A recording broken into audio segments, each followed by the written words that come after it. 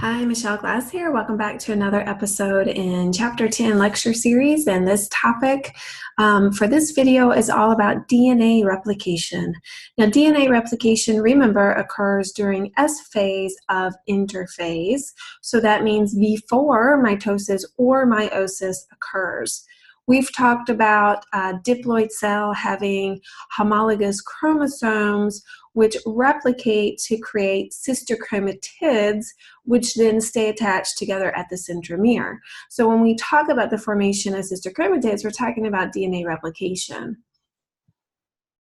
Remember, your DNA molecule is a double helix. It has a sugar phosphate backbone, and it's connected with nitrogenous bases that have complementary base pairing. So we're going to see adenine pairing with thymine and cytosine pairing with guanine. And we're going to see that they're oriented in opposite directions. We can describe that as anti-parallel. So we're going to see the 5', we're going to see one strand goes from the 5' to the 3' direction, and the other strand goes from the 3' to the 5' direction. And that will matter as we look at the process of DNA replication.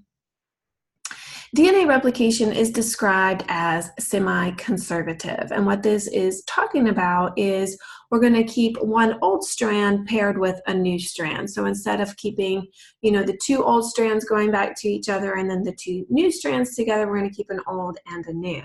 And so this will help to reduce our errors in replication. So basically, we just need to see that our DNA molecule will split, and we're going to build a new strand to pair with the old strand, and we can build that new strand based on the rules of complementary base pairing. So here, if we have an adenine on one side, we're going to pair it with a thymine, and a thymine pairs with an adenine, and so forth, all the way down until you get something that looks kind of like this. And again, we're using the pink to represent the new strand and the blue to represent the old strand. And you can see the semi-conservative nature of DNA replication. Now, there are a bunch of proteins that are involved in this process. So let's go ahead and describe those first. We're going to be seeing that the helicase, Helicase, sorry, that looks a little messy, is going to be an enzyme that will help actually unwind the DNA, so separate the two strands. And then we have an enzyme called primase, which is going to add what's called an RNA primer that's going to actually initiate our replication. We have several different types of DNA polymerases. We don't need to differentiate between them, but we do need to know their basic jobs. So one of our types of DNA polymerase will actually bind to that RNA primer and then add in the new bases based on the rules of complementary base pairing. But there is a glitch. DNA polymerase only reads or adds nucleotides, I should say, from the 5' to the 3' direction. So it's going to only add from the 5 to 3 direction. And then there's a different type of DNA polymerase that will actually go in and remove and replace that RNA primer with DNA so that you end up just with a DNA strand. And then the last important enzyme to mention is ligase. And this is the glue that's going to connect together what are called Okazaki fragments. We're going to talk about Okazaki fragments more here in just a few minutes, so we'll be getting to that. In addition to the jobs we've already ascribed to DNA polymerase, we will see it functioning as a proofreader. So it's going to go along and help make sure that there's no mistakes accumulating during DNA replication. And then DNA polymerase together with ligase will also help to repair DNA that might be damaged by carcinogens, radiation, or toxic chemicals that we're exposed to.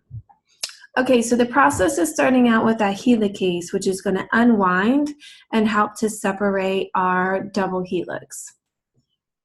Now, this is going to be happening along the length of our DNA molecule. Our molecule is super duper strong, super duper long, and so we're going to open up our molecule at several different places. It kind of looks like little bubbles.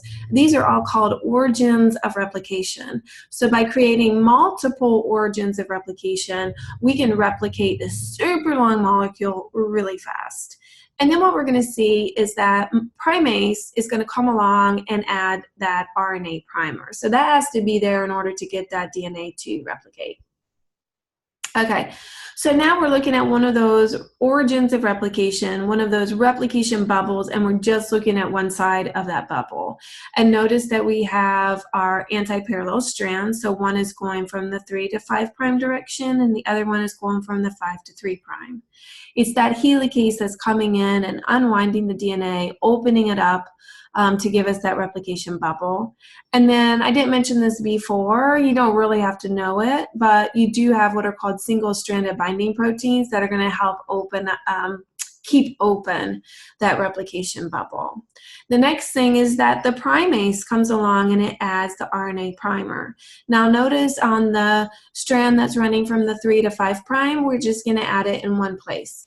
But when we look at the opposite strand, it's going to be added multiple places, and that has to do with that directionality of our DNA polymerase. DNA polymerase is going to find that RNA primer, bind to it, and start adding nucleotides in the 5 to 3 prime direction. So we can actually call our original strand that's 3 to 5 the leading strand, because it's just going to come and bind and zzz, real fast, build our new DNA strand. On the other side, we had multiple primers because we need to kind of attach in and make DNA, attach in and make DNA. So here, this side is going to be called the lagging strand. We see that that DNA polymerase is going to add to those primers, and it's still building in the 5 to 3 prime direction, but it's building that in fragments that are described as Okazaki fragments. And the reason that the fragments show up in the lagging strand is because the lagging strand was going in the opposite direction, and DNA polymerase can only add from the 5 to the 3 prime direction. And so it's slower. That's why it's called lagging. You see it? Okay. Then we see different DNA polymerase coming along, removing those RNA primers and turning them into DNA. And so we end up with one complete strand, and then on the other side of our bubble, we have those Okazaki fragments. Those Okazaki fragments are going to get glued together by that little glue called ligase, so that enzyme is going to come along and turn that into a continuous strand. And see that we are making it semi-conservative because our old strand is going to pair with our new strand. The last little piece of information to pay attention to here is that we have these little end caps on our DNA molecules called telomeres.